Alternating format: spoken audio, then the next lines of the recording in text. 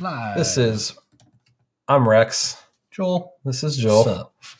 Together, we're nothing. We don't have any business ventures together officially, really.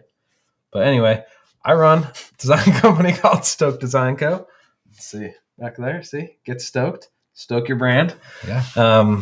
Last segment, for those of you who were watching, Joel and I were on his channel, Precision Rifle Network, on the YouTube, talking precision rifles and all things related to the precision rifle industry that we are so intimately familiar with. Mm-hmm. Sometimes, unfortunately.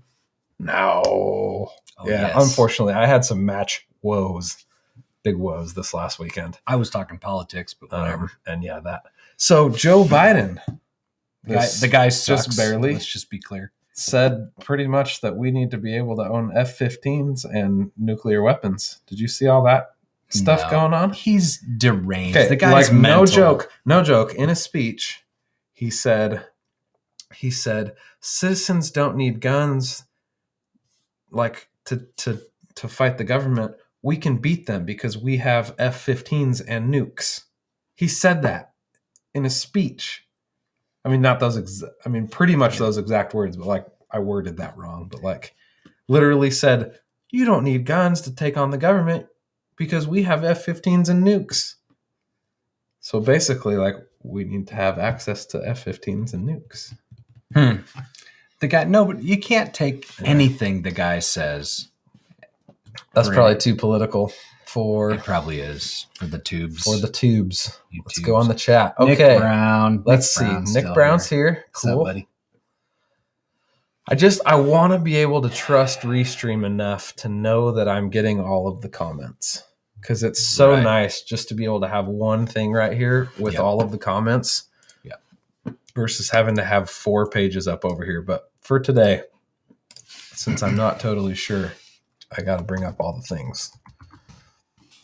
So I'm going to go to the youtube.com from my own account and see if I'm subscribing. Sup, Nick? Everyday Ready's on there. Thanks. Gonna boost those metrics. Yep. Because they are important. There you go. Go live. Let's see if this tells me I'm live, because we should be live on YouTube. Yeah, they're on YouTube, right? They're watching YouTube. Yeah.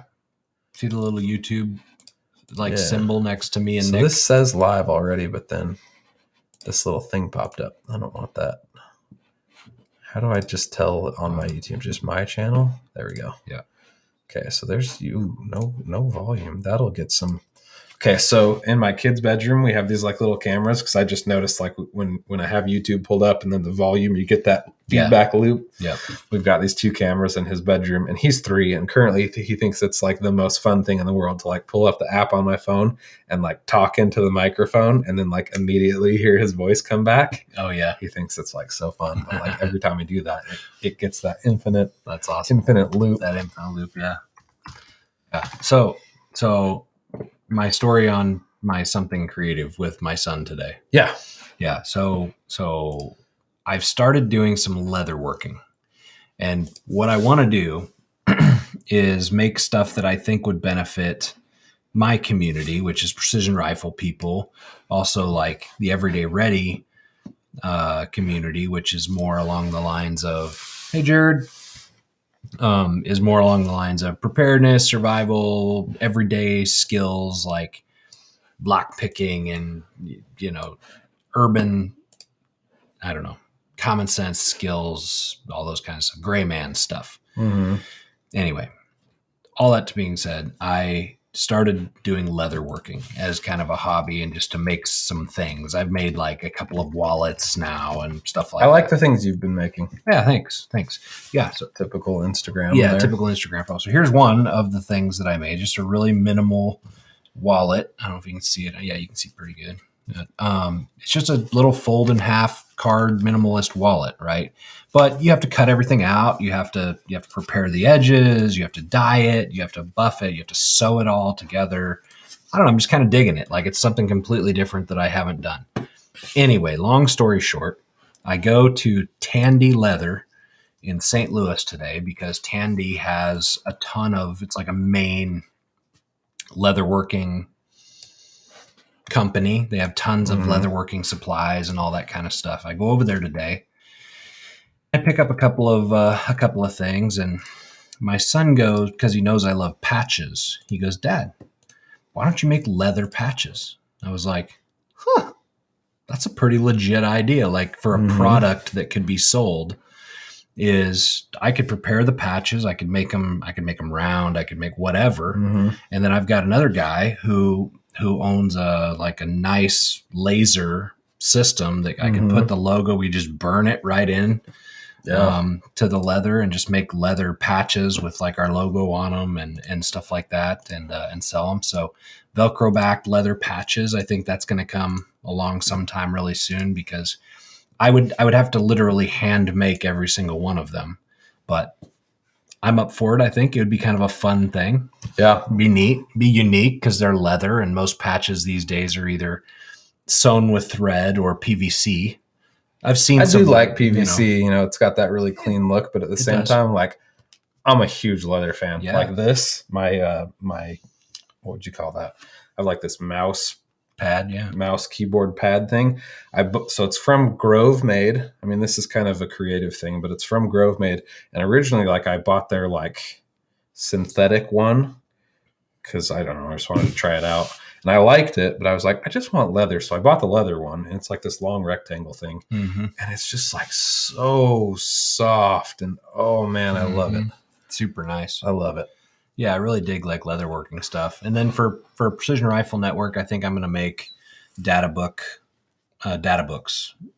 covers at the very least, with the Precision Rifle Network logo burned into the front of it. It'll just be very simple. Have you seen the Coltac ones that are just basically just a cover with a little pocket, super simple out of canvas? That's basically all I'm going to do with the leather ones.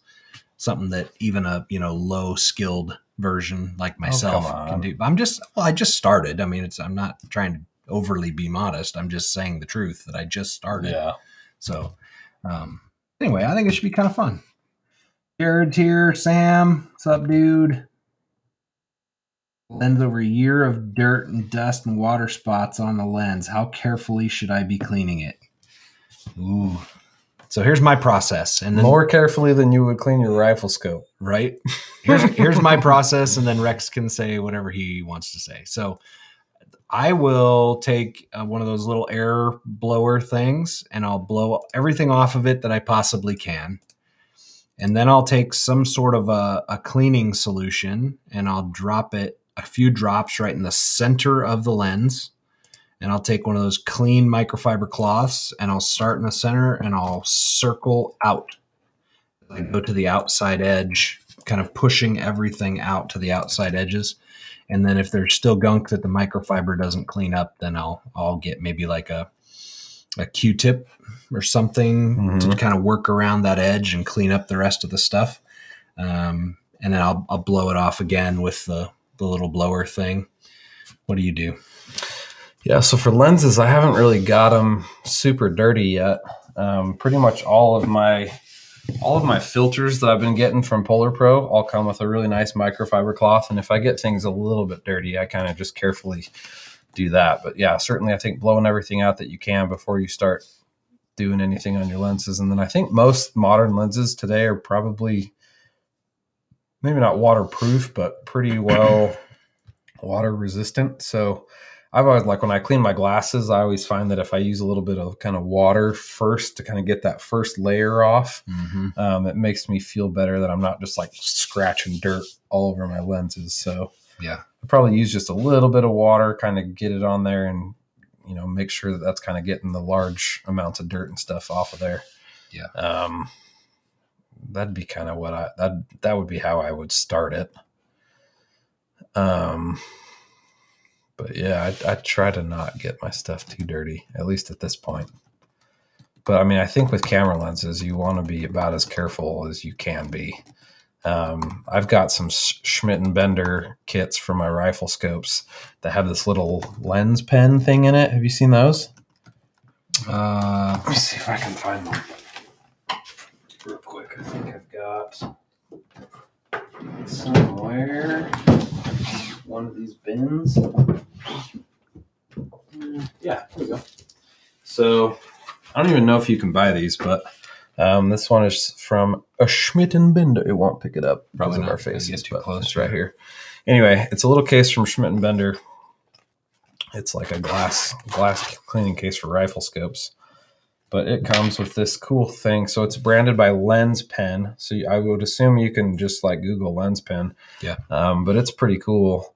You like swipe up and it's got some like, I think, I don't know what this is, horsehair or something, but it's like super awesome for just kind of like brushing dust off. And then the other end of it is underneath this cap, threads on, and it's like a microfiber or something that I kind of use to rub. So this thing's pretty rad. It's actually got some sort of a lubricating oil or something that's stuck on my finger now. So you wouldn't want to put that on your lens, would you? I don't know. Or is it like a cleaner? I think it's like a cleaner. That's the cleaner? Yeah. Oh. I don't know. I don't know. Anyway, I've used this and I feel like it does a pretty good job. And then it comes with, actually it looks like the lens pen is extra. So the Schmidt and Bender thing's got the same thing inside of it, but it's just smaller. Gotcha. So, okay. Yes, and this one's called a Mini Pro 2. So right on. It's probably a lens pen product as well, but same idea. It's just smaller. Mine's a Swarovski kit. Came with my binoculars, and it's very similar. And then it's got some cleaning solution and stuff in it. Cleaning solution in here. Mine does. Yeah. Yep. Same. So that's the answer. Anti-fog solution.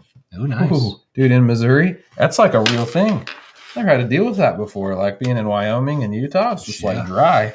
But here, like when it's hot out, you pull that camera out, you're fogged for like 10 minutes. This humidity today, even like it got humid. I did not know that. Yeah. I was out on a shoot like one time and I was just like, guess we're just going to have to like sit around for a while we figure out what's going on here. Yep. It's pretty crazy. Yep. You and the noises tonight. I like noises, dude. See, it's just like, I wonder how loud that is. It's freaking loud. Yeah, how loud is that, people out there? Remember this guy's from the last stream? Pretty much everybody that's here was on the last stream. So I was trying to post a link. Well, I mean, I linked on my Instagram page on Rex Island Creative that we were live streaming. I can't figure out how to post on Instagram from a computer. Well, you have to log into your account. I am logged in. I'm logged in. There's no button that's like post. Hold on. Let me look. I've got home, direct message, whatever that is. Not what I want. That's your location. Navigator button. Yeah, things around your area or something. And likes. There's no post button. I agree with you. What the heck? Do you feel like you can post on Instagram from your computer? I don't know. I thought I could, but now you got me second guessing. I mean, I feel like when I was on Max Effective, like it looked different. Let's see. I just switched, and of course, it gives me a code. I don't think I'm signed into anything. Yeah, so that's like an interesting little tidbit. Is like Instagram is different depending on what account you have. For sure. Look at this. Yeah, I don't have it either. Look, but my Max Effective account has this little plus sign right here. Maybe I can new post. Maybe it's a certain number of subscribers. I only have 90 on this page. And I have 16,000. Used to be 24 on Max Effective. I know. We've talked Isn't that weird? Yeah, that's weird. Yeah, I don't know. I don't know either. I was trying to post. That is strange. On every time I switch, it gives me a new code. That's so annoying. 906. Anyway, now that we've been wasting time for... I know. So what do you want to talk about? Oh, okay. So Sam says it's a Gen 2 Razor objective. If it's that, I just whatever. Yeah, whatever. Yeah. T-shirt. Yep. Because they'll give you a new one if you scratch it up. That's right. Man, that is... Social media is like frustrating. It's super annoying. Super annoying. I'm going to make a little Instagram thing. Little Instagram post. All right. While you're doing that, I'll bust out my new little thing for today. Let me scoot over my computer. I'm just going to do a little thing on my story. Hey guys, we're live. Rex Sound Creative Hey. and Joel, Mr. Precision Rifle Network. We're live on the channel. Go ahead and click the link in the description. Bye. All right. Rex Allen Creative. Here's my thing. So I wanted.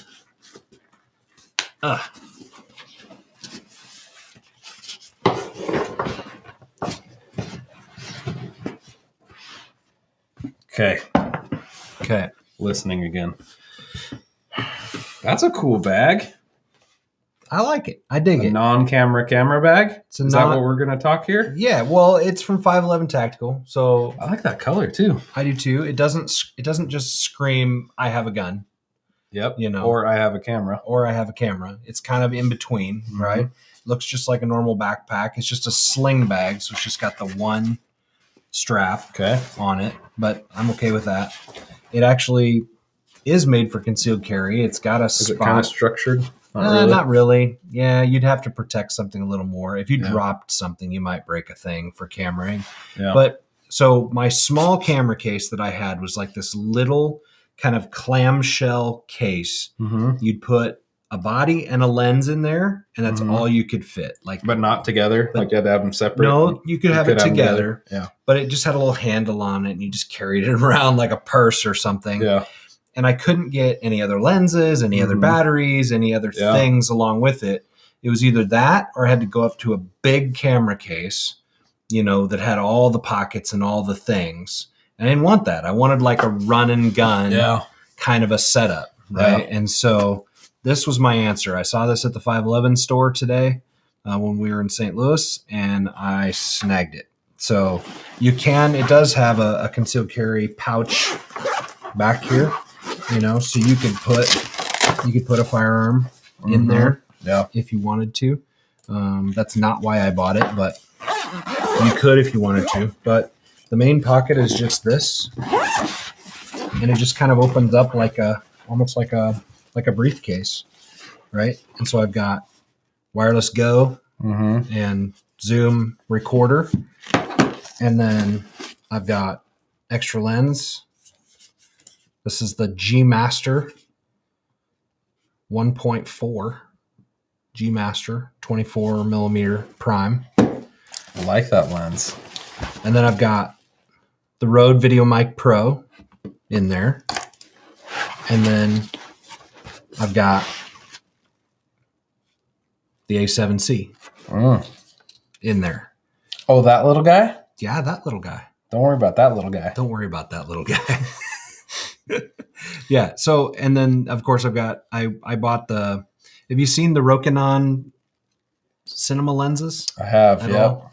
So I just wanted a prime 35 millimeter, something simple, something quick. Mhm. These Rokinon ones were about $375 and had amazing reviews. Mhm. So I bought one of those, and then I bought We should do a little test. to do what? Like Comparing 35s. comparing. Because I've got 35s, my yeah. 16 to 35 G Master. This hair is driving me nuts. Oh, yeah, get it out of here. Okay, we're good. Got a 16 to 35 G Master. You've got a 35. That's like $2,000. Yep. You've got a little $300 or $400, whatever, 35 prime. Yep. And then I want to get a Zeiss prime. Oh Like yeah. $4,000 just to test it, and then we'll return it. Woo. But like $4,000 true cine Zeiss prime lens. Yeah. All on the Sony platform, and just do a little test of like, maybe we'll even just like film us in this The setup. situation and just make it like an actual YouTube video about See it. what it and looks just- like. And do those three lenses on the A7C, on the A7S3, on the A7R3, and the FX3. If you know, you know. Oh yeah. FX3. You finally got it back? Yeah, got it back finally Excellent. from the repair shop. That's awesome. So we got 4 cameras and like all the 35s. It'll be really interesting to kind of see if we think the difference matters. Yeah. Like, do you need G Masters, or did you just get the whole set of Rokinon primes for $400 each and call it a day? Call it a day. Yeah. It'd be super cool if the Rokinon stuff would work like that. Heck yeah. So my question is like that. That's like the standard Rokinon lens, and then you have the Xeen, Xeen. I don't know if it's Xene or Xene or whatever, Yeah. but they're also Rokinon, but they're like Take a picture. like a higher end version of Rokinon, maybe. I don't know how it all works, but it'd be interesting to kind of see what the difference was between all those. Yeah. Is it working? It said my lens wasn't connected all the way, so I had to just take a picture of that. I bet for what we do, it just wouldn't matter. Just wouldn't matter. It's like my high-end accuracy internationalness makes me want to just like buy the best one. But go to Facebook and see if you can see mine. I wonder if because I'm logged into it, it won't show me, but I can't see our stream on Facebook. On Facebook, I'm going to weird. Am I going to Rex Allen? Yeah, just my page, my personal page. This one? Yeah, that one first. Having trouble playing this video. Yeah, when I hit refresh, it like shows up for like a half a second, and then does Facebook show? Is anybody 1080? I think so. Well, I mean, it shouldn't matter. Well, dumb. Is anybody? Yeah, I wonder if anybody's watching because I've got a couple people that have liked it from Facebook, but I'm curious if they're able to see it or not. Maybe it's because we're taking up all the bandwidth here by streaming to all the platforms, or I don't know, man. We're still kind of figuring out all this. Ooh, Sean O'Connor. Look at those AIs he's got there. Pages. Let's see if it's working on Rex Allen Creative or not. Yeah, also not working there. On the Facebook page. Yeah, that's weird. That's not cool. No, not at all. Come on, Facebook. It's supposed to stream to that. Yeah. Quit being not cool for me. Yep. Okay, so the two Facebooks. Let's check Twitch. Twitch is probably good. It's working. We're doing the Inception.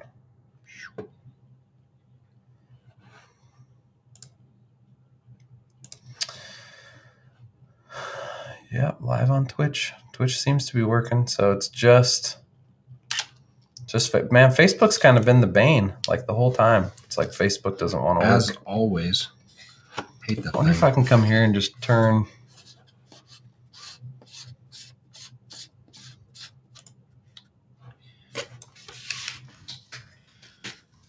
Anyway, that's my run and gun pack. I wanted something where I could carry a body and a couple of lenses, a microphone, and backup lav mic, wireless lav mic, or something like that, just for kind of a run and gun.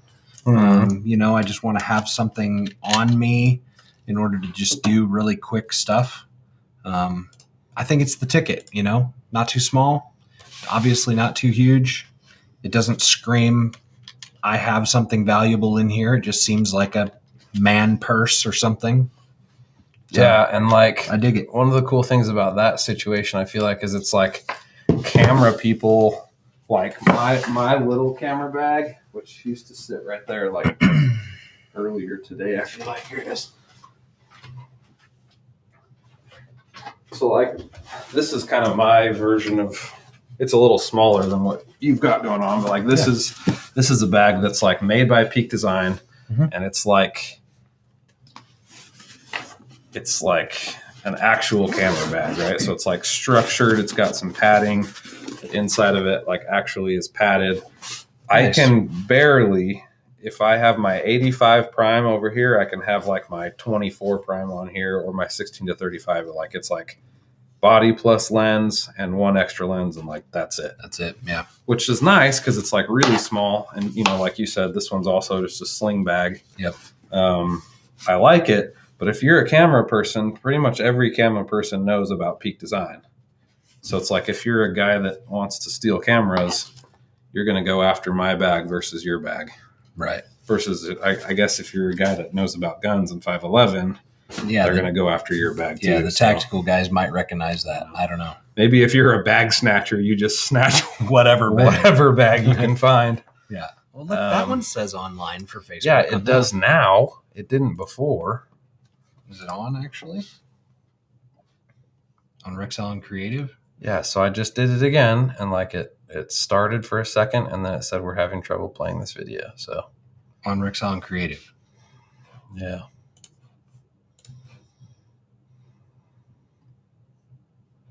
But now it's live on my personal page. Yeah, here it is right here for me. On Rex Allen Creative or on? Yeah. Is that that's the first one Well, is that not? that we started. And then the other one above it says can't play right now, which is the one we're live Are they on. different? Are you sure? Yeah, because I clicked them off and clicked them back on. Oh. So that's not cool. No, that's weird. But I mean, this was live. Yeah, Rex Allen was live there. Oh. So now it's playing. Okay. 23 minutes later. But the one where I'm supposed to be live is not playing. Man, come on, Facebook. This is lame. That is lame. I'm not worried about it. All right. I mean, I am worried about it, but we'll figure it out by next week. We'll figure it out. But it looks like we're live on YouTube. And that's where all the people followed us over That's anyway. where the people are from anyway, yeah. Whatever. And we're live on Twitch. And nobody's on Twitch. That's okay. Yeah. All right. So talk camera bags. Yeah. So that's my run and gun setup I'm kind of digging on right now. How tiny is that, right? It's pretty small. It's pretty small. That's kind of why I like it. Although I don't know like how much. I don't feel like it's that much smaller than like A7R3. No, it's really similar to that. If I didn't have a cage on it, I've got a cage and a rig and stuff, but like for my big hands, it doesn't feel real great. I've got slightly smaller hands than you, so can you kind of like grip it normal? Yeah, I feel all right. Yeah, I feel like it's not. I mean, I can 3-finger it, and that feels comfortable enough to get everything. I can't. Yeah. I have to use 2 hands. I can't do anything one-handed, like trying to adjust anything. Mm-hmm. Yeah, here I'd have to be 2 hands, but that shouldn't really matter. Yeah, but like I like it, man. That's pretty small. I dig it. I mean, they say the best camera to have is the one that you have with you. Yep, that's right. So if your camera's too big and you just don't ever take it anywhere with you, then you're not ever recording any good footage. Exactly. So I dig it.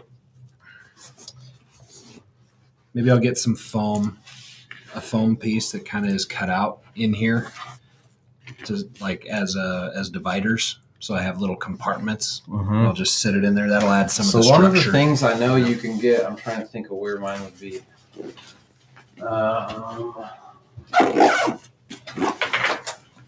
So you can actually buy, so this is a 10 bar. I have so many bags. Yeah. This is a 10 bar bag, whatever, but you can buy these inserts separately. So check this out.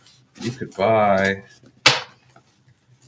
this kind of floppy insert to go inside of your bag. Yeah, that would fit right in there. I feel like that would be perfect. Yeah, that would fit right in there. And it's like intentionally made for camera stuff. So. Yep, it's got the little compartments. Yep. Yeah, I dig it. Probably do something like that. There's a few of those that you can buy. So, because that's really similarly sized to that one. Yeah. But I like the look of that one a lot. Just kind of how the sling is integrated into it and everything. It's just unassuming, This one's worked for me for a while, pretty good. I don't hate that one, but it's a little bit bigger than this Peak Design one. So Peak Design's kind of my minimalistic one that I use. Yeah. And then one step up from that is the Tenba Messenger 11. Mm-hmm. And then one step up from that is probably like 10 steps up, but it's my big old huge, almost looks like a backpacking backpack. Yeah. It's pretty enormous, but Nick's taking off. Later, Nick.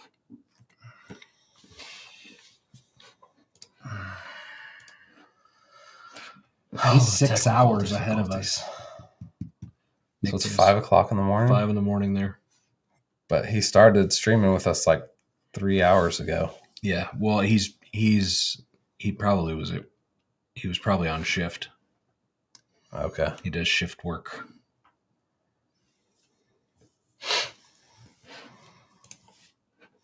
That's good. Yep. Yeah. So cameras. Yeah. All the cameras. How many cameras is too many? 3 for one person to be able to run on a shoot. Oh. 3 is too many? That's pretty tough. I mean, I personally, but I'm more minimal, Yeah. you know. I will only set up 2, but I haven't done anything like high end professional yet. So Yeah. Yeah. My goal is to just kind of have enough cameras to where I could run 1 or 2 of them and then have another one for like somebody running backup or behind the scenes or something, you know. something I could see is if I had, so yeah, you didn't say that. So if I had my druthers about it, I'd set up 2. I'd set up a main one, A cam and a B cam, A cam and a B cam. This one would be kind of medium range. This would be slightly more close up, probably on faces, tighter on shot, faces. maybe. Well, tighter on face specifically. Mhm. And then I'd have a third person with a longer lens getting handheld B-roll of any kind of hand movements or any kind of product or action that happens in the thing. Yeah. That's kind of what I would do. But I'm thinking like, my mind immediately went to like an interview kind of a scenario. So, you know, but. Which is kind of what this is. Yeah. See, that's why we shouldn't feel bad about sitting here and looking at the screen and talking.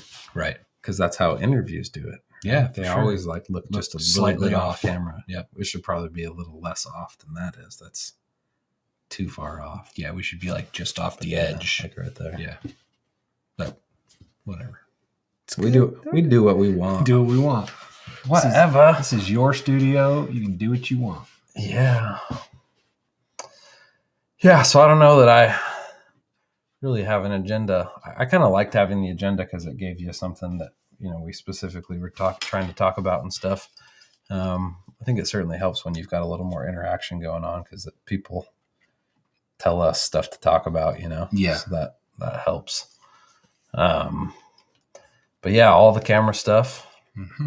I got Joel to buy into the Polar Pro system. I dig it. I dig the crap out of it. I still have mine in a box because I've been intending to do an unboxing video with it and just like haven't yet. I like it a lot. It's pretty nice. It is. It's really nice. It's super simple. Everything's just right there. I love how it's got the little like support mount underneath that clamps to my 50 millimeter rails. Mm-hmm. It's all just so clean. Have you been clamping it to your rails and just ditching the like clamp onto your lens, or have you been doing both? I have been doing both. Clamp onto the lens. I'm trying to remember. Oh no, I've been doing both because it's got the little thing that threads onto the lens. Yeah, and then why am I blanking on what it's called? The base camp. Yeah. The box, the matte box. Yeah, the hood thing. Matte box. Yeah. That's what I was going for. Okay, yeah. The matte box clamps onto the lens. Yeah. And then you've been also clamping it on the bottom? I have.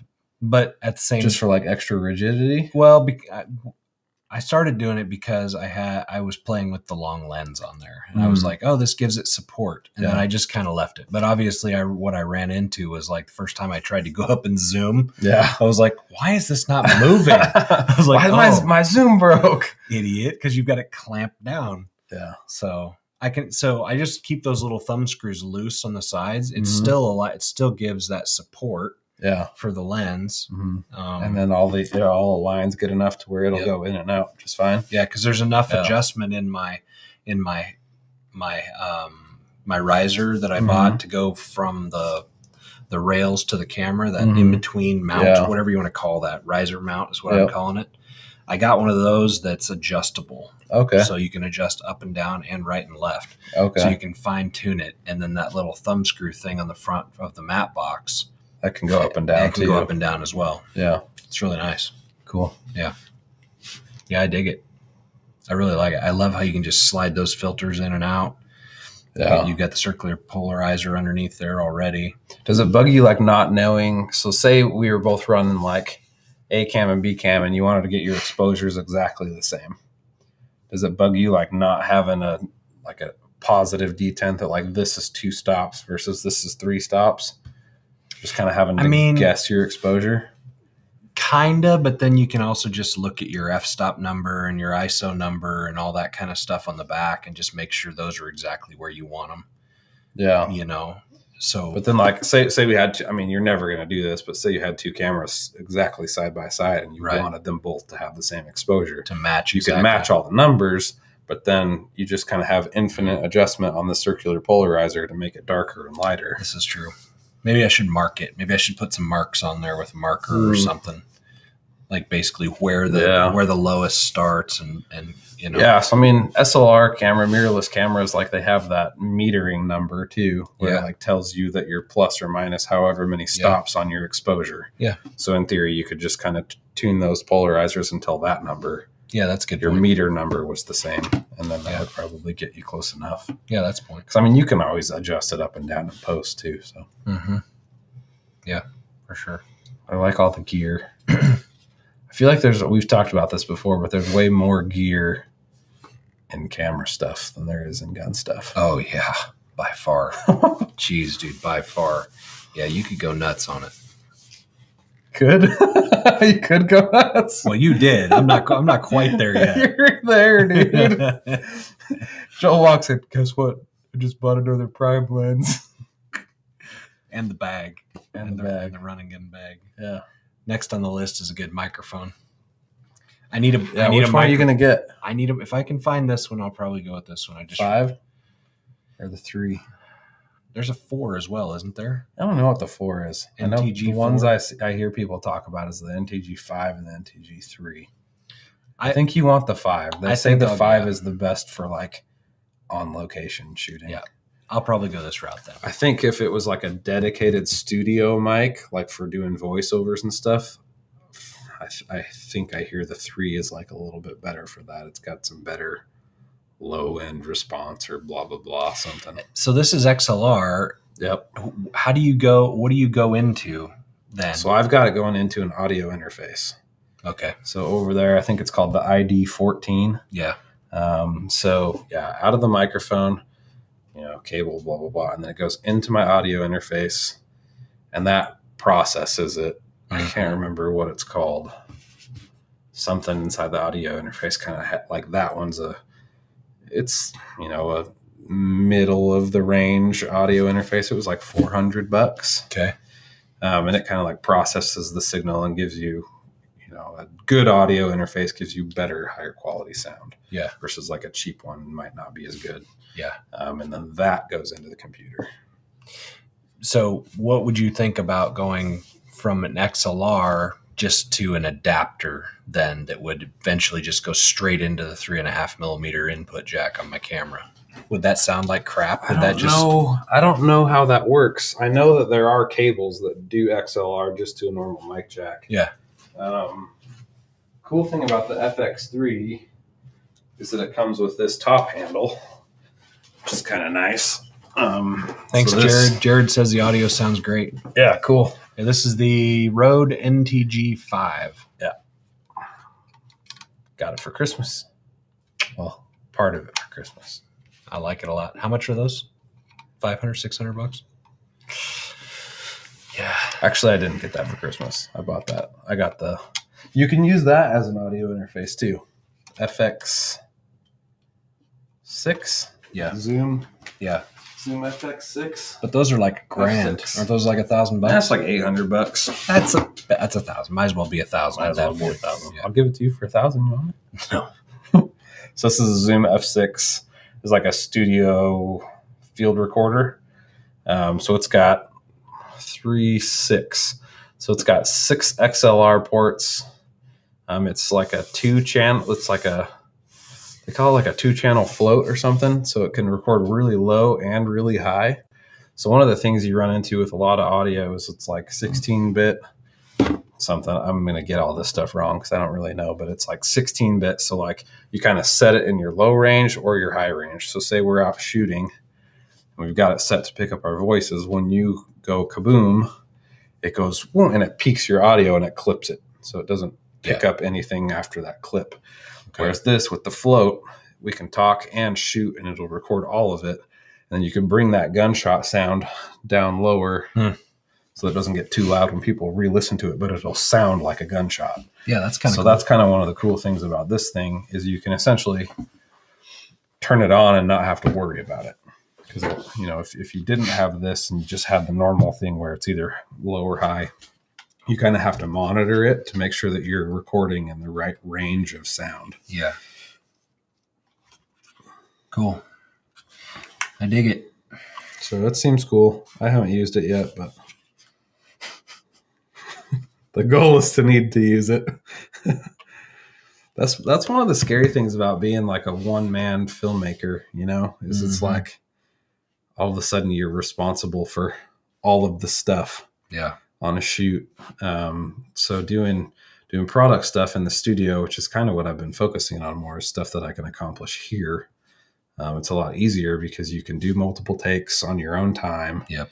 You can do all the setups on your own time. You don't have people waiting for you. You don't have clients waiting for you. Like, it's all just kind of at your own pace versus like if you've got people scheduled for interviews and you're going to interview a CEO and he's scheduled from 1 o'clock to 2 o'clock and he's late from a meeting. So he shows up at 1:20. Right. It's like, you've got him for 40 minutes and you got to, like, everything has to work and you can't reshoot it. So yep.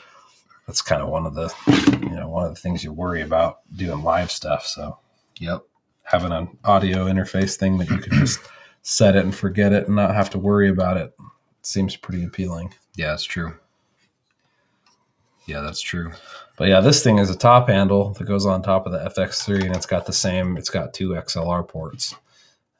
So I can put the NTG5 in this mount and I can record directly to the camera with my NTG5. That's nice. I'm excited about that situation. Yeah. Yeah, that's handy. And it's got another input up here for just normal, was it 3 millimeter? Is that what we call that thing? 3.5. 3.5. Yeah. Pretty. It's kind of nice. Something just hung up over here. Yeah, is that Twitch? It's back. All the problems tonight. Well, we've kind of got a lot of bandwidth growing here. We got a lot of things opening. Yeah, I probably ought to just shut these all off. My mom commented, I wonder if she can see us. What's up, Mom? You guys are awesome. Yeah, looks like it's working on somewhere. Yeah, Facebook. Okay. Cool. I don't know. Keep saying we're having problems, but whatever. Live. I'm just going to shut all these off. I think we're getting so her comment didn't come through here. Okay. So it's not posted difficulties. Up to there. Yeah. Lame. 2 watching now. That's got to be just you and me, right? I'm going to close it and see if it goes down to 1. Right. It's always more fun when you know you have people watching. It makes you feel like what you're doing isn't just like totally pointless. It's true. Well, that up there says 4. Yeah. If you're watching, go ahead and comment so we know you're there. Jared might still be there. Sam might still be there. Yeah. Yeah, I don't know what's going on. So this is kind of interesting. It looks like this is giving me the little YouTube symbol underneath all these. Yeah, to show, which probably means they're all coming from YouTube. Yeah. That one said it came from Twitch, but yeah, Jared says he's there. Yeah, those Facebook ones. For whatever reason don't look like they're coming through.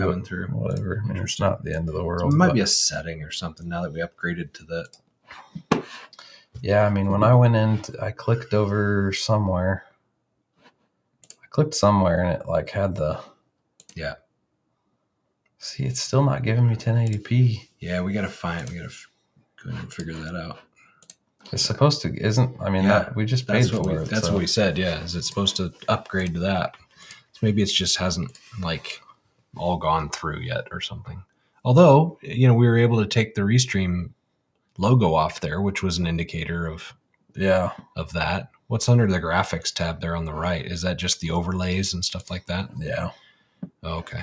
Or I can make it go like that. I think that's if we were going to show the chat overlay. So and then you can chat overlay and then background. show that. Oh, I see. Chat will come up over here on the right, and then we've got some little tiles. So in theory, let me see. Chat in theory, on the right. And we've got 14. There we go. Boom. We've got like 14 days to like cancel this if we don't like it. So okay. If ultimately actually I'm gonna be gone next week, but look, it's like a moving 3D kind of a deal. Yeah, it's kind of neat. Yeah, that's not bad. So your comment, there it is. Ooh, that's delayed. YouTube pretty delayed. Yeah. That's typical. like I said, 14 seconds when I was messing around with YouTube and streaming off my Mhm. phone. Mhm. It was 14 seconds. Yep. Yeah, this upgrade was supposed to reduce that for us, but We're gonna have to just play around with it and see. There might be some settings, there might be something we're just not, yeah, man, we appreciate it, Jared. It's like, Yeah, thanks, man. it's super awesome to kind of have interaction with people and yeah, just have more people on here. So if you get tired of precision rifle stuff and you need a new hobby, let us know, because There you go. this is a deep, deep, deep black hole. Dark hole. Yeah, It's not dark. It's bright it's all right. because you buy lights. Yeah. To make it not dark. That's right. That's right. All the light. How many lights do we have on in here? 1, 2, 3, 4. There's 4. 4. And it looks pretty good. I think it looks good. Yeah. I like this setup. Yeah, I do too. It looks really nice. I feel like it looks really nice. Biggest thing I'm conflicted about is the door back there. Yeah, I just don't know what to do with You the don't like flipping seeing door. it. Yeah. I don't know that I love like having the pegboard on the door. I don't know. I can't even Like when see it's it. dark, it's fine. Like that scene is fine, but like if I were to try to do like a higher key scene where it's like, like we have lights on. Yeah. Then you see it a little bit more. It's still blurry though. Like it's still not bad. Yeah, I guess it's not that I feel bad. like our lights are brighter tonight than they normally are. Like I've been squinting most of the time. Really? But It's maybe because you have one contact in. That's true. Because I only have the one in. It's probably just the that only one that would make you squint is this big one. And it's at 60, and it's usually at 60. Yeah. Okay. I mean, is it pointed too high? I mean, it probably is a little I could bit. probably point it down a little bit. I don't know that helps, does it? It'll just be more in your face. For probably. the squinty, yeah, that's what I'm saying. It'll probably be even more in my face. Is that worse? 6 to 1, half dozen the other. 7-1. It's all good. I dig it. All I mean, the setups. that's Stoked back there, though. I like that. That looks pretty good. I wish that pavo tube was like 8 foot. So it stuck out a little bit better on each end of the stoke, right? I guess I could push the letters closer together, but That looks pretty great. I like it. Yeah. That was a cluster, man. Uh, Yeah, so I bought all the letters individually on Amazon. Yeah. And they show up and it's STMMVE are the ones that showed up the first time. Okay. And the M and the V were in the boxes of the O and the K. I was like, come on. Yeah. So I returned them because they were wrong, and Amazon sent UPS to pick them up for free, and like that was all fine. And they reshipped the new ones out, but the delivery date was going to be for tomorrow. I was like, well, that's not good enough. So I bought a whole nother set. So I was like, if this set's going to be jacked up, I'm just going to mail them all back and keep the new one. Yeah. And then they all showed up yesterday. Okay. So I have to send another set back. But you got it figured out. That's good. Unless I need another thing. At least you can do yours. I can't put PRN up on mine Why not? because I get comments like, where's the O? Yeah. The O. Right. What do you say? You could get one of those standing panel divider things to put up in front of the door. Standing panel. Yeah. Oh, just like one of those little like accordion type pull out things, freestanding. Yeah, maybe. Yeah, just kind of like something in the background to maybe give it some depth. That could do the trick. You should get a fake tree. I want to get a fake tree, actually. Put it in that corner. Well, you could put it somewhere. in that corner when you Put it don't in that don't corner. want the pegboard to show up. Yeah. I mean, it's not going to be bushy enough to totally cover it up. Or just take that crap off the door and paint your door. Yeah, It'll I might just just blend do in that. with the rest of the wall. Do that. It all works. Sounds like too much effort. That does sound like a lot of effort. Okay, I'm turning chat overlay off. I kind of like that, though. If all the chat was working. Yeah, it's not bad. So Wish Facebook worked. That's dumb. what other gigs you got going on right now? Can you talk about anything? Yeah, I mean, American Sniper stuff. It's been like a couple things going on this week, so that's fun. Yeah. Did some really strange strange caliber. I had it up on my screen. Joe walks in. He's like, huh? Yeah, that was weird. I don't know that I can say what it is on the air, but yeah, some kind of weird. I mean, it's got to be government contract stuff. There's no way that that's going civilian. So. I've never heard of that before in my life. I'm like, what is that caliber? Yeah. Yeah. So that was kind of fun. Had that little project come up. It was like a 2 o'clock in the afternoon. Like, hey, need to get this done today. I was like, it's like no notice. Okay, start the clock for time and a half. There you go. Sounds good. Yep. Worked until 4 a.m. Got it done. Nice. Yeah, that was an interesting. I mean, that was one of my LinkedIn posts. I mean, that could be one of the things we use to kind of drive the discussions today, or just on this portion of the thing, because I'm trying to post on LinkedIn every single day. Yeah. And I mean, the audience that I'm trying to connect with is kind of the creative audience. So they're kind of relevant to what we would talk about on here, but we could just kind of go over the posts from the last week, or at least the topics. But one of the topics, my brain totally forgot. After explaining what I was going to talk about, now I forgot what I was going to talk about. You're pulling a me move now. I know. Was it the guy that commented? Was it the guy that commented about the question that I said, which was like, now I forgot. See, we're a good team, man. We're a good team tonight. Squirrel. Okay. Let's see. See all activity. Yeah, let's just go there and read them. That'll be way easier. Because the first line, all-nighters for clients. Okay. Yeah. So he called me 2 o'clock. I was like, yep, this is a skip CrossFit kind of emergency.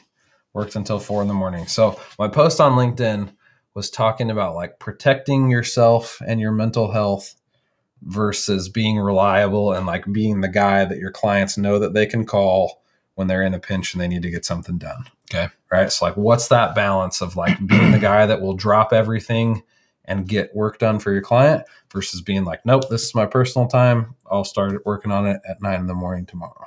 Yeah. Like what's that balance? Yeah. That's tough for me because, and maybe I'm only making this choice because I have other revenue streams and I'm not worried about needing the money, that I would say, no, I'm not staying up all night for you. I don't care what you're paying me. Yeah. Like, I don't care if I lose you as a client. I'm just not doing that. Yeah. Well, I don't know. Like, that's a different discussion. If they're saying, well, if you don't do this for me, I'm going to find somebody else completely. Yeah. Which is probably not the case with this one, but right. Like it's going to take you down a notch in their book. In their eyes. Yeah, for sure. Maybe. I mean, he was pretty respectful, of my time. It's not like it's like a do this or you're fired. Right. But also you stay up late normally, so it's not that big of a deal. It's not that much of a stretch. It's like I skipped CrossFit. I still went and had dinner with my family. So didn't really miss that. I mean, I missed bedtime, but half the time Dutch screams at me to go away anyway. And mom has to give him a bath anyway. So like, whatever, that one's a hit or miss. So really, I mean, I missed the evening hanging out with my wife. So certainly it's a bummer, but like not the end of the world. And then I just worked until 4 a.m. instead of 1. Right. So it's not a huge inconvenience, but certainly can't do that every day. Yeah. So, I mean, I think it's probably been once a month type thing, maybe 1.5 times a month since I've been working for American Sniper, or I don't want to say it's American Sniper. It's not Taya Kyle. That's that. Yeah. I mean, I've done work for her too, and she hasn't been that way. It's the other guy that is doing the ammunition, and I get it. Sometimes opportunities come fast, and just got to do it fast. But yeah, it's hard because I like that. Mm-hmm. I like having a little bit of pressure. I like just like engulfing myself in what I'm doing and like just banging out awesome work. Like I enjoy that kind of creative flow that you get in when you're just like super engrossed in it. So like part of me really enjoys it. And then I think some of the stuff that makes it more okay and tolerable is like He's super appreciative. He says thank you like a million times when I get it done. And like, I know that he really appreciates it. And then, there's the 50% surcharge of, having a rush fee that makes it okay with the family and stuff too, So part of me likes it in this situation. Back when I worked for other companies as an employee, and there was just kind of like this unspoken, like, hey, you need to pull an all-nighter for me tonight. It was just like, huh, what, why? But I did it like so many times. Yeah. For no thank you and no bonus. Yeah, no extra money. And no extra money and no appreciation. And just over and over and over and over again, And it's just that like, sucks. Yeah. I think ultimately like that led to some of my reasons of why I left, Yeah. So it's like, maybe those things were good in the end, because I wouldn't be here doing this podcast with you if I hadn't left. Right. So right. Yeah. At the end of the day, maybe all that's okay. But yeah. Did anybody reply? I just meant onto your LinkedIn on that question. What did anybody else say? So I had one. So I don't know. My LinkedIn is it's so interesting to kind of see the difference. So, I mean, I'm an analytical guy. I like looking at metrics and stuff, but like comparing my posts. So there's kind of like three or four types of posts on LinkedIn that I see and that I've kind of been doing. One of them is just like a text post where it's just text. And that's probably the most common post I see on LinkedIn. It's just, block of text, and it's either educational or inspirational or whatever, kind of businessy. And that's what I do a lot of my content on, is like, so there's text block, and then there's text plus picture. It could just be a picture, but you don't really see that very often. It's usually picture plus some text, or it's a video, or video plus text. And then you kind of have all of those things, and then sharing other people's posts of that. So one of the things that I kind of found interesting, I mean, we know that when you cross post to other platforms, it kind of gets shut down, right? Like if I cross post a YouTube link onto my LinkedIn, like it's not going to do well in the algorithm. Right. But I cross posted a native LinkedIn video from one of my clients that I did. So I created the video, my client posted it on their LinkedIn. And instead of me reposting it, I just shared the video to my feed with some text. It was like pretty good copy talking about one of the guys that I kind of follow. He's a logo designer. His name's James Martin, lives in England. He made a post just kind of about sharing the work that you want to do more of, right? So if you want to do logo work, share your logo work. If you want to do video work, share your video work. That makes sense. I was like, okay, I'm going to share a video. So I shared this video that my client had posted. There was a video that I had done, and it got seen by 26 people. Okay. My text post from today, seen by 303 people. Well, that's gun related. Yeah. So, I mean, certainly the post is called Gunfighter Canyon, the company. So, you should try. So, I mean, either that's proof that gun stuff gets squashed. Yeah. We'll try a different video sometime. So there was a different one. If I keep going back, there was another video one that I reposted. Okay. It's a while back. So it was just another one. So actually, this was almost like a double share, right? So I posted it to Stoked, which is my company, and then I shared the repost from Stoked. So, I mean, it was kind of like a 2-level deep share, and that one also only got 50. Okay. Versus all my kind of text ones, me versus you, 160. This one, 219. Text plus picture, 650. Well, it's an interesting picture too. Like I immediately did a double take on that. It's what's all the arrows and lines about? You would way rather look at that than this. Yes, right? Absolutely. I'm way drawn to pictures plus text. Like if it's an interesting picture, I'm probably like, read more. Yes. It's like, yeah. Pictures get it. Good pictures, intriguing pictures get attention. Yeah, for sure. Versus like that picture that's like, skip. Well, it's just that you can tell it's like kind of a cell phone type shot. Yeah. And I just don't think everybody's seen too many cell phone shots. all the time. But when you compare that to that, you can tell, professional level quality versus like handheld, like cell phone. Snapped. You can just Okay, tell. and then this one, Yeah. 15. This is probably one of my better performing posts. 1,500 views. Yeah. And 17 comments and 9 likes. Well, which is like good for my channel. Because it's good. I mean, it's good. It's a good photo. Yeah, it's good. It starts off. It's good copy too. It starts off. I've had better days. Oh, it kind of What's that about? Yeah. What does he mean? And then it says, I somehow managed to fry my Sony A7S III today. Yep. People are like, oh, if you know anything about cameras, that's like really bad. Yep. So then you click it, and it's short form copy, but it's good.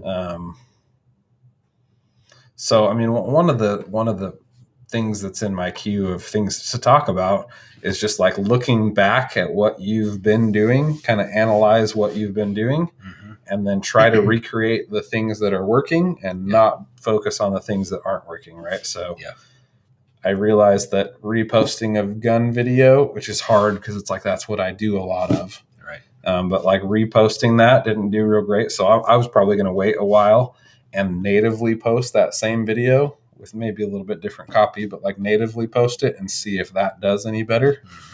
That was one of my strategies, but just to kind of go back and look at like, what posts only get seen by 300 people, what posts get a lot of comments, what gets nothing, and just kind of figure out why something is doing better than the other thing and then doing more of the good thing.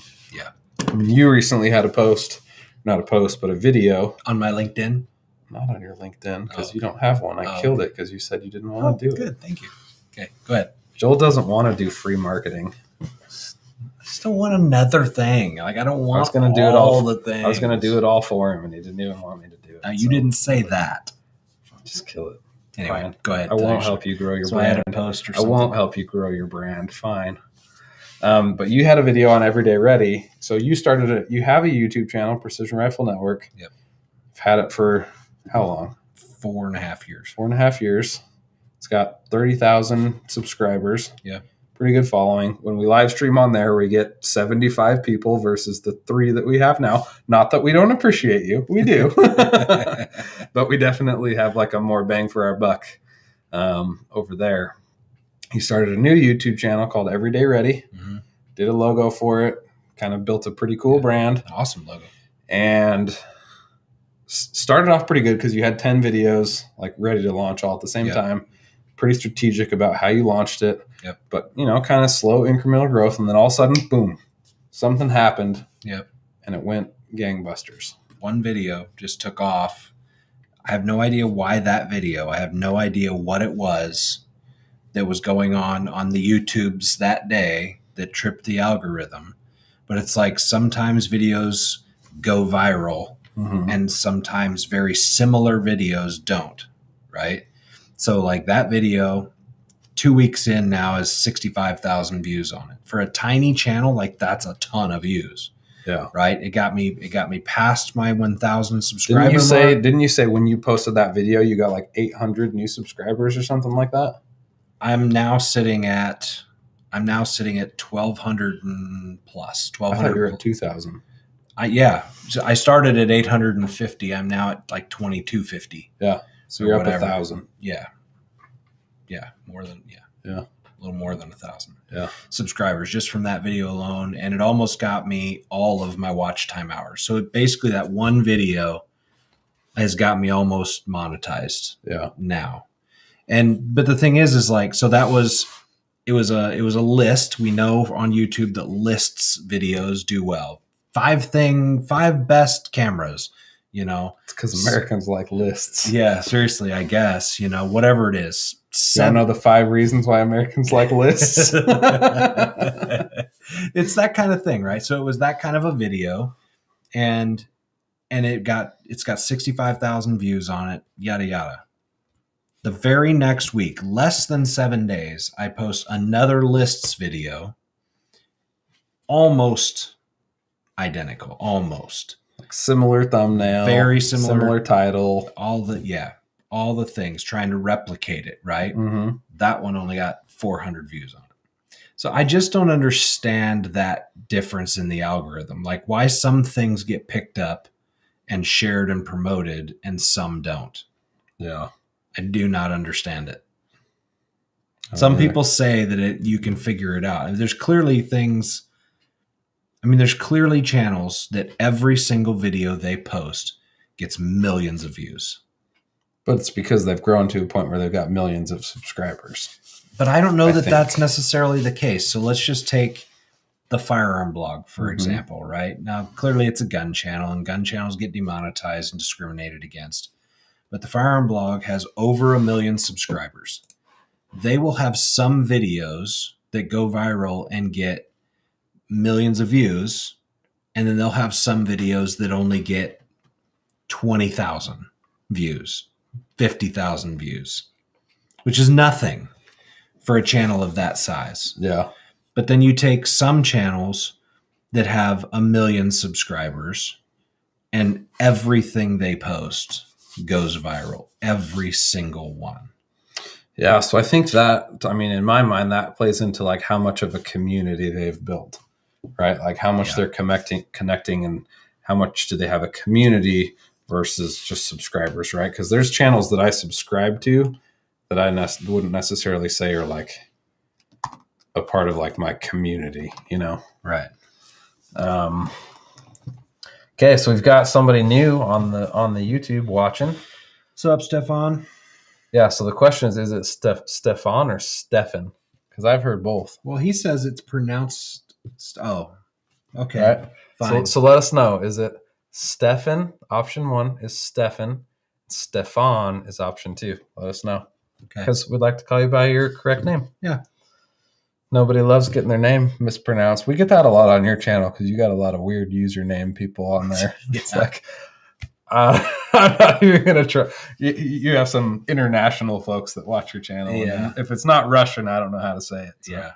We've got some South American dudes that hop on there every once in a while. Yeah. And it's just the language barrier is a real thing for sure. We didn't have our dude. Did we have our dude that just made random? Yeah, we did. He was on there Was he again. back on and there he was again? making random comments. I didn't even notice this. Ghost Rider. Ghost Rider? He's the one that He's kinda the one makes- that's just like, I have this random thing. I like this gun and like, yeah, that guy. He's super nice, but that does seem a little out of context sometimes. Like all the time. Yeah. Yeah. Okay, I like that. I like that scheme to give us topics to talk about because I feel like when we have a specific topic that we talk about, we're like a lot more pointed on like how it's going, you know? Yeah. I feel like it gives us a good direction for 10, 15 minutes to like talk about something. Yeah. Let's see. What else do we have? Goal setting. More missing posts and talking about goals. Oh, here's another good one. So there's a quote that people say all the time. Jack of all trades, but master of None. Yeah. none is how that's how I have heard it my whole entire life. Yeah. I made a comment on LinkedIn. You know, me and this guy were kind of having a little chat back and forth in the comment section. It's where all the magic happens in the comment section. And he kind of corrected me and said, actually, that's a always misquoted quote from Benjamin Franklin, who taught his reader. And if you Google it, I mean, it talks about Benjamin Franklin, like writing to his readers. And what he actually said was, you know, talking about becoming a jack of all trades, but master of one. Okay. So becoming a master of one thing and then educating yourself in all of the surrounding areas. Sure. And becoming kind of a jack of all trades and all those other things, but you're really like a master of one thing. Yeah. So I kind of thought that was an interesting kind of thing to think about. There's a quote that I love that's similar, and I don't know who said it, unfortunately, but it says, it's better to say this one thing I do than these 40 things I dabble in. Yeah. Basically the idea of like, be really good at the one thing that you really have chosen to be really good at. Yeah. You know? So, yeah. So as I pivot, It's a Friends reference. That's what I should have called the company. Pivot. As I I pivot from, a 10-year engineering career in product development and design. There you go. And it's easy to say what I did for those 10 years, product development, engineering design. Like, that's easy. Yeah. Like, I'm having a hard time, like, articulating exactly what it is that I do now. Mm-hmm. Because it's like I've been dabbling Yeah. in 50 things for the last 10 years. And now I quit my job and I'm like doing this one thing. Yep. But the one thing is still not exactly one thing, you know? Yeah. Like I got on a call today. I thought we were talking about content creation, and we were at first, so we're talking about doing photos and videos, which is, a part of what I do. Mm-hmm. And then it kind of gets off, well, really, we need somebody to like do some social media management for me. I'm like, well, yeah, I'll do that. Uh-huh. So it's like, just roping in another thing into what I do. It's just like diversifies me versus honing in. So it's like when people ask me, CrossFit, I get asked all the time, what do you do? Oh, I run my own company that does blank. Yeah. And then that is like, what do you do? Well, I do a lot of stuff. Like I need to get good at like my 5-second elevator like, what pitch. do I do? Freak if I know. Yeah. I take photos and I shoot videos. I make commercials, run ads. I do social media management. I build websites. I do logos. Mm-hmm. I do product design. I do 3D CAD. I do product renderings. I do animation. Yeah. Here it is. It's like, people say, what do? You need to say, you want to become famous on Instagram or social media? I'm the guy that can make that happen. And then they'll ask more questions. Oh, really? What do you mean? Well, yeah, you want your brand to become famous? That's it. I'm your guy.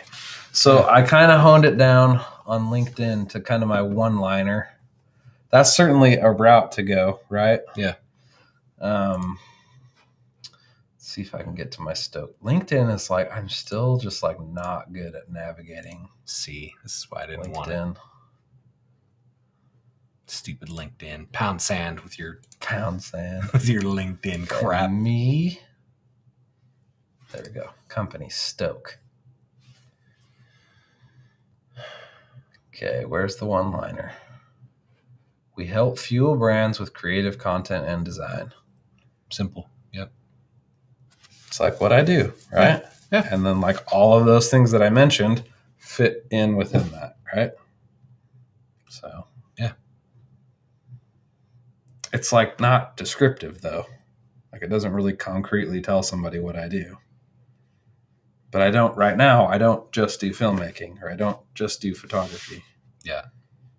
Well, if I came to here, and I'm just kind of playing dumb and playing devil's advocate, but if I came to here and I went, oh, what's Stoked about? We help fuel brands with creative content. I'd be like, okay, if I have a brand, the brand part and the creative content part makes sense to me. Mm-hmm. Like, okay, that's got to be talking about video or photo for the socials. Mm-hmm. Like that would be my assumption. Yeah. So what you're going to do is you're going to help me with my content. Mm-hmm. Is basically what you're going to do. Yeah. So that's what I get out of that. Yeah.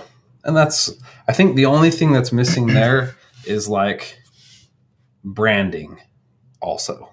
Yeah. Right. Because like creative content is just a portion of branding. And I don't know that saying design captures branding. It's like I wanted to say branding, but then when I say we help fuel brands with branding, right, that sounds dumb, right? Yeah. So, yeah, I don't know. I was kind of having a hard time articulating the branding, because really what I do is branding, which encompasses design, and content. So really, those two things is branding and content. But you wouldn't want to say brand design because that kind of narrows it down too much, right? I mean, it is brand design. Yeah. I mean, it really is. You could call it branding or you could call it brand design. I think they're the same thing. Brand design is a little more specific, but it's not. I think a website could fit under branding, but probably maybe not under brand design. A logo could fit under branding or brand design. Mm-hmm. So. Yeah.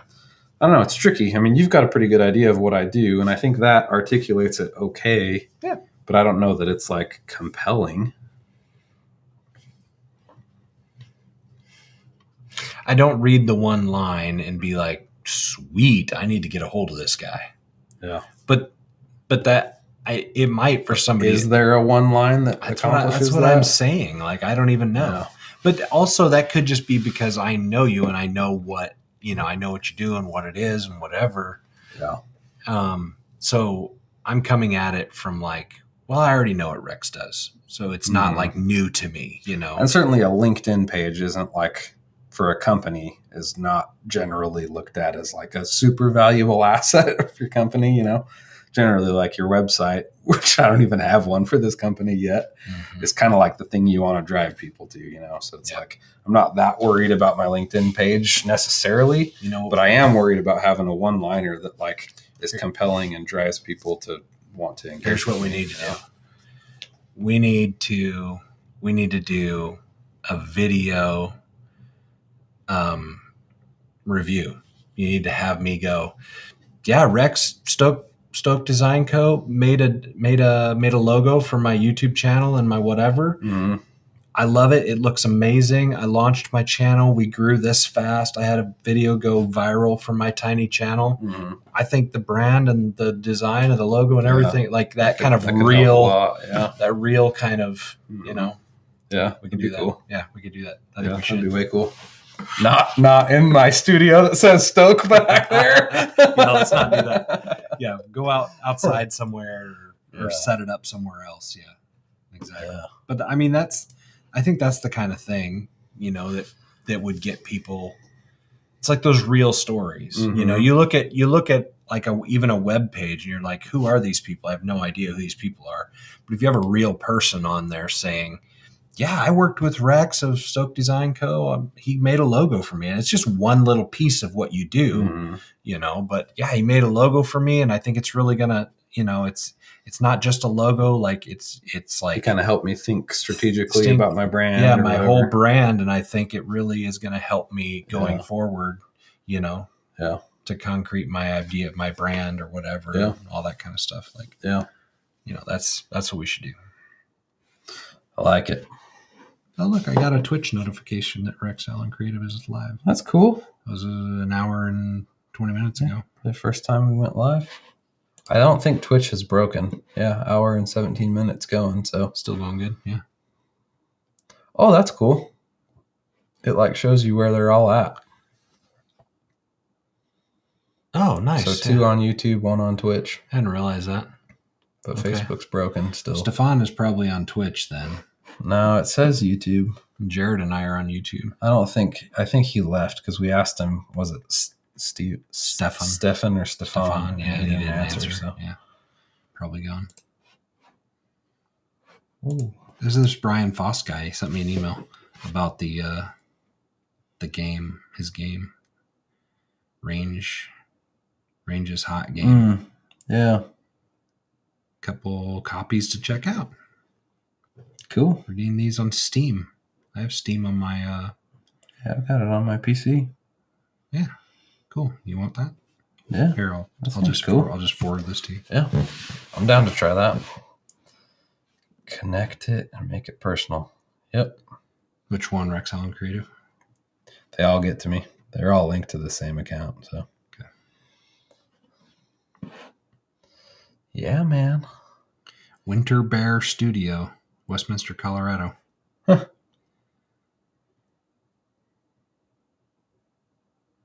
Brand that crap as Precision Rifle Network.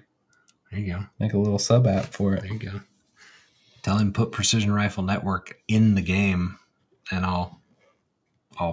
Instead of getting paid, we're going to start paying other people now. It's what we're going for. Mm-hmm. Yeah, so I don't know. All the branding, it's good. See, Aaron Giants. Dude, LinkedIn, it's working. So like that was a concrete. Okay, so nice. Kind of back to LinkedIn. I've been focusing there because like I feel like the majority of the. Also, sorry, this is coming from my fake Walter Smith account. So just. Is Walter Smith the name of the Graybeard 1975? Yes. Oh, okay. Anyway, go ahead. I don't have a. Yeah. Anyway, go ahead. I kind of identified LinkedIn as the place where I think more of my clients are versus Instagram, Facebook, right? Yeah. And they're on Facebook, but it's like harder to reach them. Whereas LinkedIn's like a business place. Yeah. And I'm doing business to business stuff, so kind of identify LinkedIn as a place to put most of my effort. And I ought to just be coming up with photographs for each of my posts. And obviously a photograph on LinkedIn is better than just copy anyway. So I should be posting a picture there, and then I could just cross post it to Facebook and Instagram too. But LinkedIn's where I've been like focusing. And yesterday, a guy, or was it 2 days ago? I think it was 2 days ago. Aaron Gines, guy that is like a co-owner at Anarchy Outdoors out in Utah. I've known him for 10 years, ever since I started shooting long range. He was kind of in the scene a little bit back when I was, known him for a long time. He saw my LinkedIn posts and messaged me. I was like, hey, want to talk about strategic content? Nice. I was like, sweet. Sent him my pretty professional looking like calendar invite where it like automatically syncs with my Google Calendar and like shows time slots that I'm available. He booked one. We jumped on a call today, like super smooth. So like my process seems to be dialed pretty good as long as I keep my Google Calendar updated with when I'm actually available, because I'm actually going out of town tomorrow and he booked it for tomorrow. We had to have some back and forth. Actually, I got to reschedule because I'm not available during that time that my calendar said I was available. Bummer. So a little foobar there, but got it fixed and had a chat with him today, and it was a good chat, and kind of talked to him about some sponsorship opportunities with the live stream that we do on Joel's channel. So, cool opportunity there.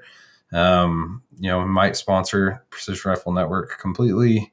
And then, talked about me doing some content for him. So, pretty cool partnership opportunity there, or I guess client / sponsor opportunity there that kind of came from the month is almost over, month-long LinkedIn effort that I've been putting in. So yeah. It's like, dude, if that pays off with one client, that's going to pay off more than worth it. Any other social media effort I've ever done, So yeah, no, that's cool. Marketing pays off. Yeah, and it's like one post a day. It's like not that bad. And usually I'm just like scrolling LinkedIn in the morning, and I'm like, oh yeah, that's interesting, and I kind of like take a spin and make my own post about something, So. Yeah, Jared, I think that's totally for sure. I mean, you've kind of got the big behemoths of social media, right?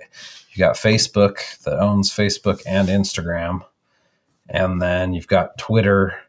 I don't even know how to do Twitter. Like, I know how to do Twitter, but like, stop trying. Like, I have no clue how to leverage Twitter. Like, I have Twitter accounts. Don't post. I know that there's like a lot of people that use Twitter. It seems like it's more like political stuff that's on Twitter. I don't really know. Like I don't go on Twitter. I don't check Twitter. I don't tweet. Nope. Maybe I should be. I don't know. But you've got Twitter. So that's like another one of the big ones. So Facebook and Instagram owned by Facebook, Twitter.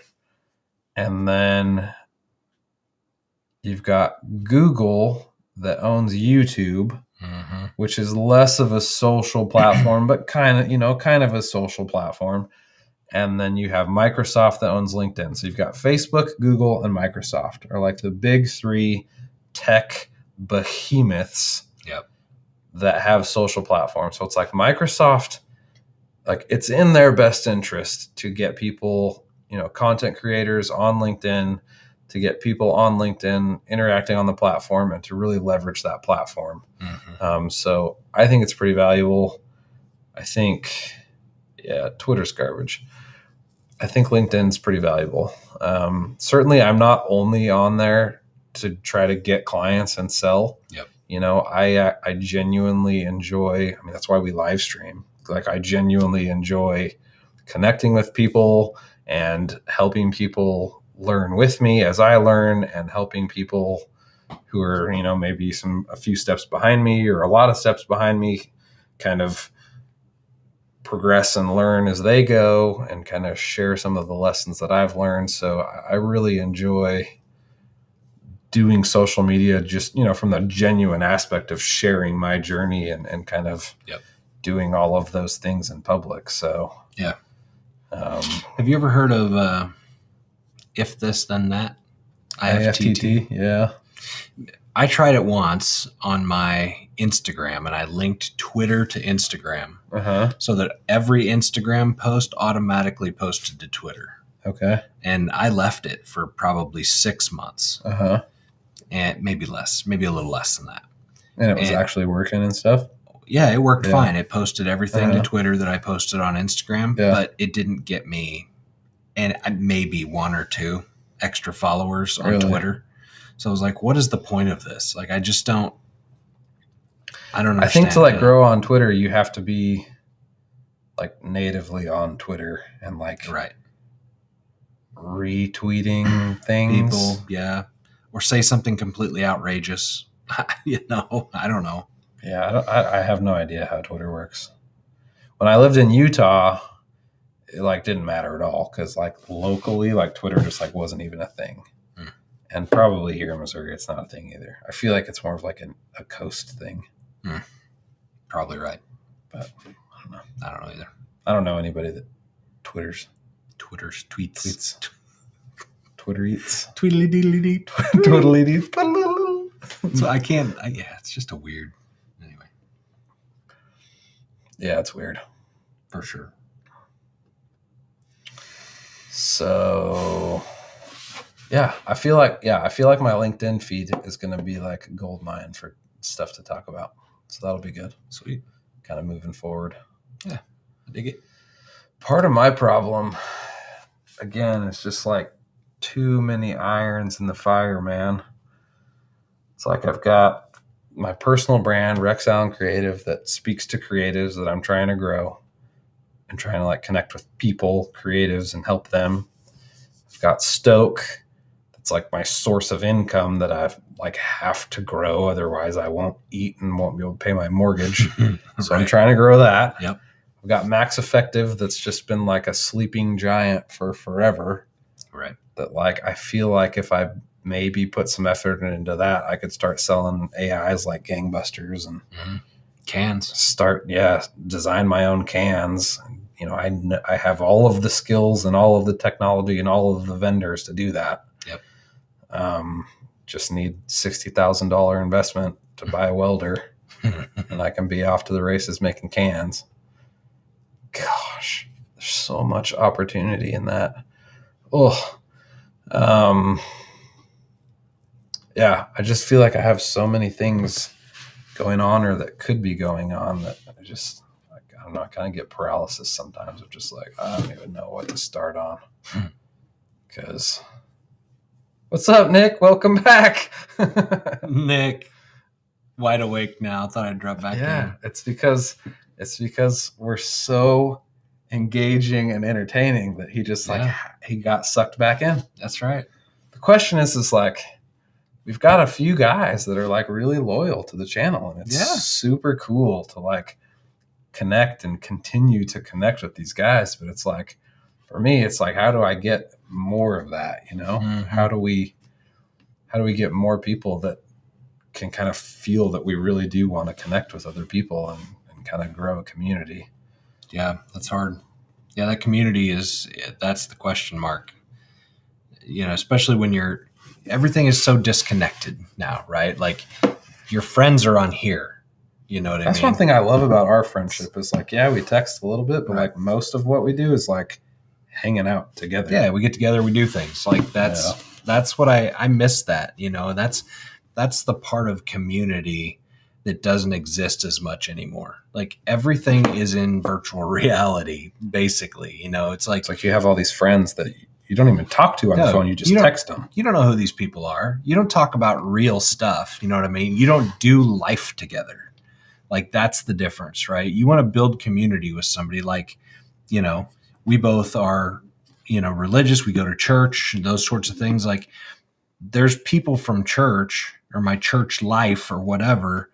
Like I do life with those people, like day to day. If they need help with something, we're there. If I need help with something, they're there for me. You know what I mean? There's people that you do life with that you don't have to beg. You don't have to coerce. There's a friendship, there's a relationship. They just show up. There's an understanding that we're friends. This is what we do. We spend time together. We do life together.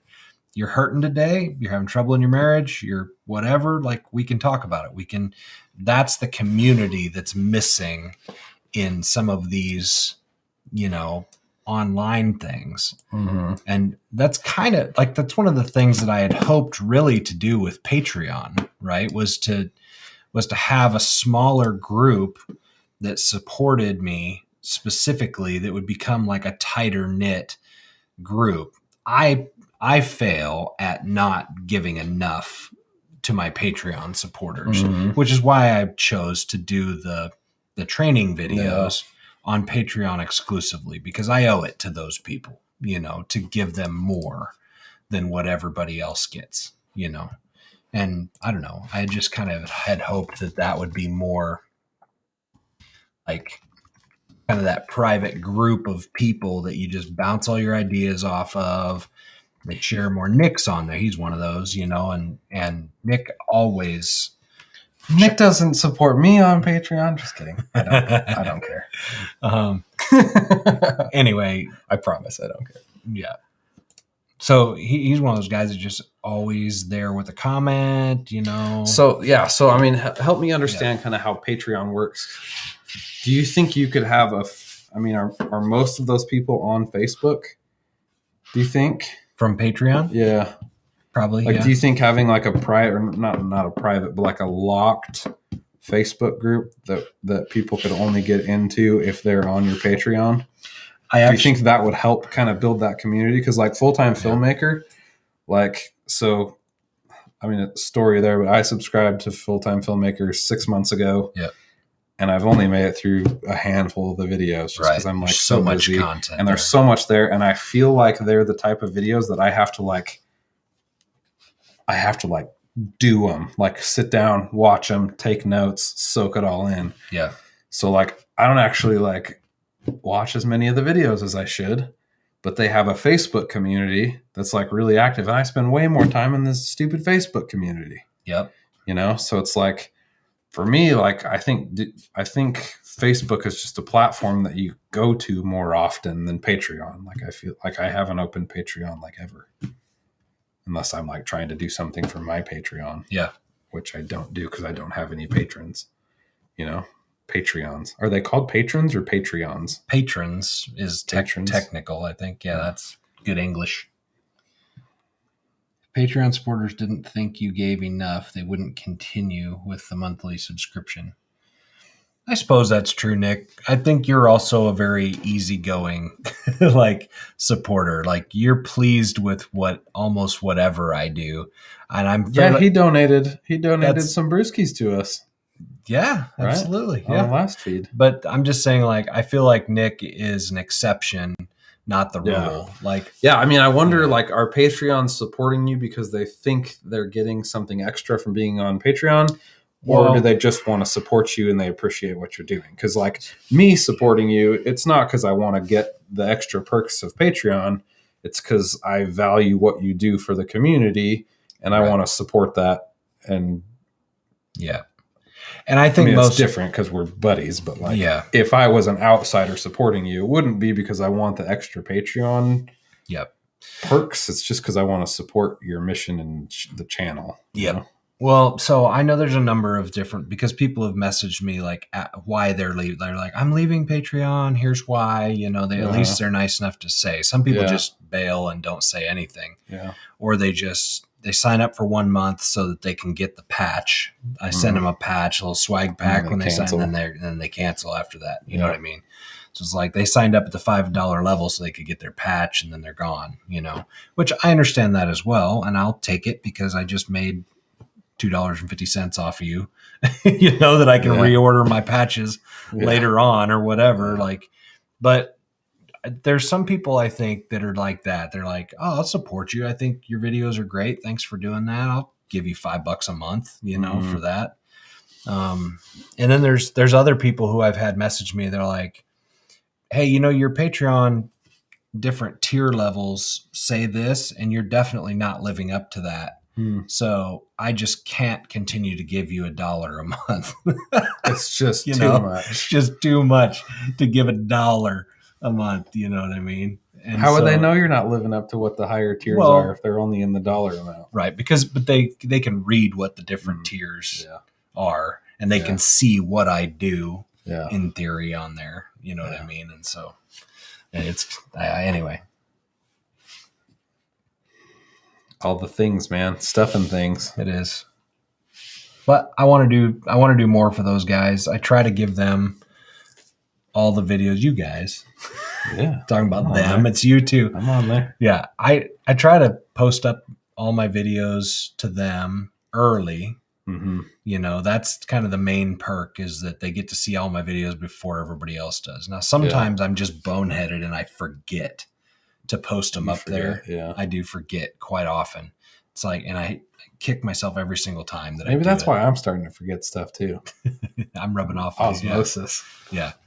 But so the thought with the training class thing was like, okay, I can't forget to do that. It's literally the only place I'm going to post it. So at the end of the day, you know, whatever these people are giving on Patreon, if they're getting these training classes for whatever dollar amount they're paying, a minimum of $5 a month, like that's worth it, because those videos are going to be, you know, good content. So at the end of the day, whether I follow through on my tier levels or not, those training videos are going to be worth the price that they are paying, to me anyway, knowing how much effort I'm going to be putting into the training videos. Yeah. You know, so there's that. Yeah.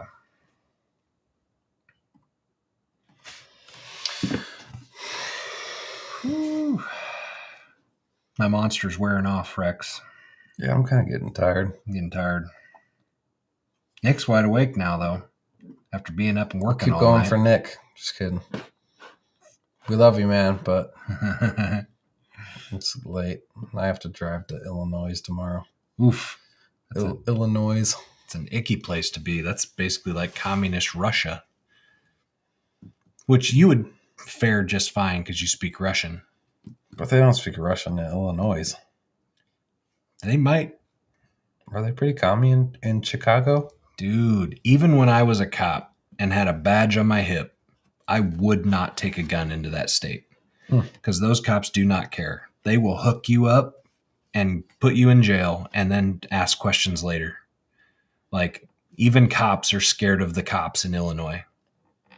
Huh. It's no joke, man. Like, I'm not playing around. Even in like country Illinois?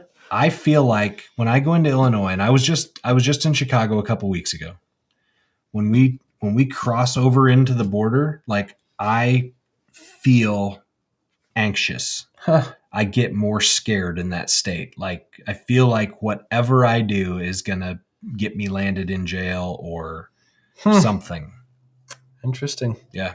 It's oppressive. It's an oppressive. I don't feel that, but it's probably just because I don't know. It's an oppressive weight that you feel. Huh. Yeah. It's bad news, man. I hate that place. Well, I'll be careful. Yeah. Anyway, we appreciate you guys' support. Thanks for being with us.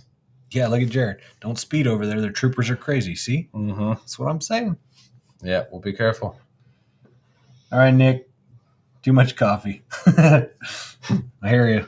I probably should have had another cup if I wanted to stay up this late. But yeah, FUD. Yeah, I'm old. I'm tired because I was up till 4 o'clock the other night. You have an excuse. I got a full night's sleep last night. I'm still roasted. I'm tired. And I got to go pack. All right, you guys. I think then figure out why the stream didn't work that great. Yeah, it's annoying. But I think we're out. Are we out? No, we're still in. We're still in. Trying to end it. Okay, we'll see you guys later. All right, later.